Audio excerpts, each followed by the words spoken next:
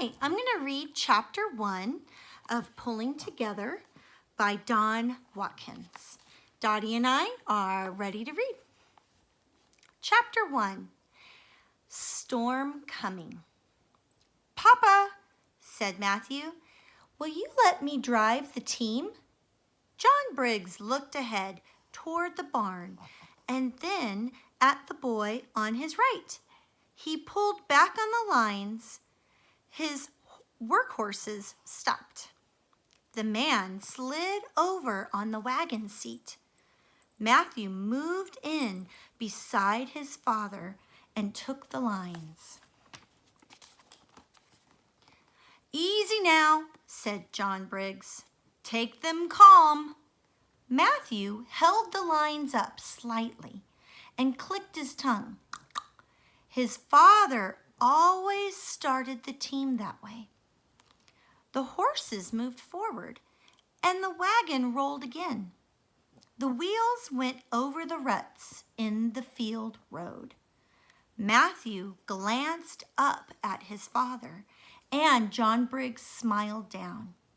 Behind them, the sacks of oats swayed.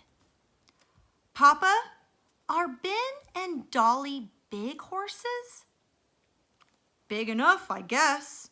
John Briggs tipped his hat down his brow at a slant. He studied his son a while and he waited. "Well," said Matthew, "I was just wondering." A back wheel rolled into and out of a deep place in a rut. The wagon jostled. John Briggs put his foot against the front of the wagon. In a little while, Matthew said, "Joe Parker says our team is pretty small. He says he's seen a pair of gray horses in town that makes ours look like kittens." John Briggs smiled, a little smile. Saw a pair," said Matthew. "Size doesn't always make a team. It's heart," said John Briggs. Matthew gave the lines a little slap. If Ben and Dolly had anything, it was heart. Joe Parker's father was a blacksmith. He looked for size, but maybe not heart. Thunder rumbled somewhere, low and deep. Matthew said, "Shall I get the team up?" John Briggs was looking at the sky. He shook his head. "No," he said, "there's time. Let them walk." He took his hat off and put it on Matthew. The hat pushed Matthew's ears out, but he left it on. Luke was waiting at the barn. He waved when he saw them. "Papa," he said, "I fixed the latch on the coop." "Good, son." John Briggs sprang down from the seat. "I drove part of the way," Matthew said. "Sure enough," said Luke. Thunder boomed again, closer this time. Behind the barn, the sky was dark gray. A little wind kicked up. "Luke, let's get the wagon unloaded. Matt, can you drive onto the barn floor?" "Yes, sir." Matthew lifted the lines and clicked his tongue. Ben and Dolly walked through the wide doorway. "Whoa there," said Matthew. Luke jumped onto the wagon. He hefted a sack up and handed it to his father. John Briggs carried the sack into the granary. He whistled as he went. He came out and passed Luke coming in. Matthew sat in the wagon, watching. Can I help, Papa? John Briggs shouldered a sack. Not with this, son. What I need is for you to unhitch the horses.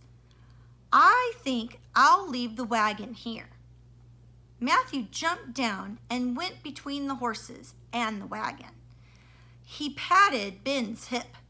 "Hello, Ben," he said, as his father always did.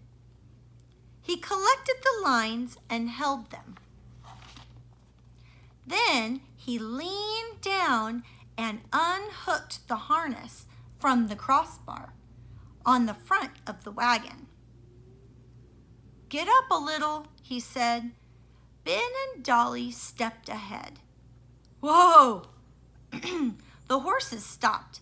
Matthew looked carefully at the horses and their harnesses. The long leather straps down the horses' sides were flat and smooth. These traces, he knew, must not get tangled. Dolly stamped her back foot.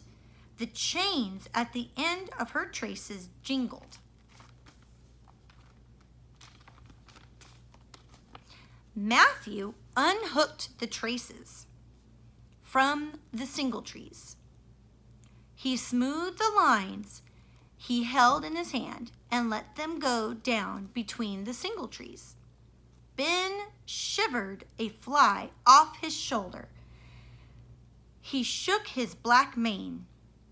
Matthew picked up the singletrees and carried them to the side. Dolly mouthed the bit.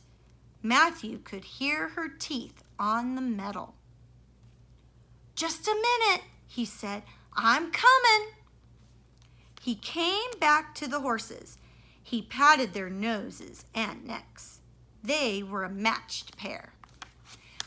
They each had dark brown coats and black manes and tails.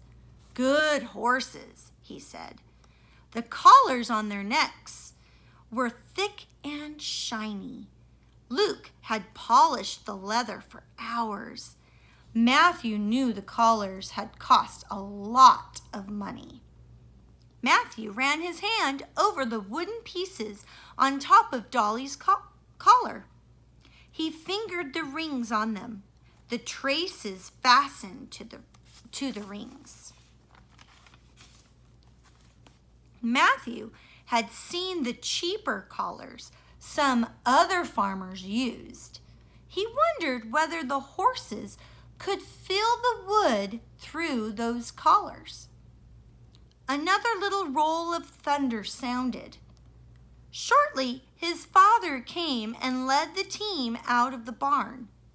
Matthew ran ahead to open the pasture gate. His father slowed up and studied the sky. He took back his hat and put it on. "Better put them in tonight," he said. The chains of the traces dragged and jingled. Matthew followed his father and the team to the lower part of the barn. John Briggs took off the harness and the collars and put everything away. Matthew fed the horses and put down new straw. Luke milked the 2 cows. When they came out of the barn, it was dark. Black clouds covered half the sky. Thunder banged almost overhead. The apple trees rustled in the orchard in front of the barn. "Will it be a big one?" Matthew said. "Could be," said John Briggs.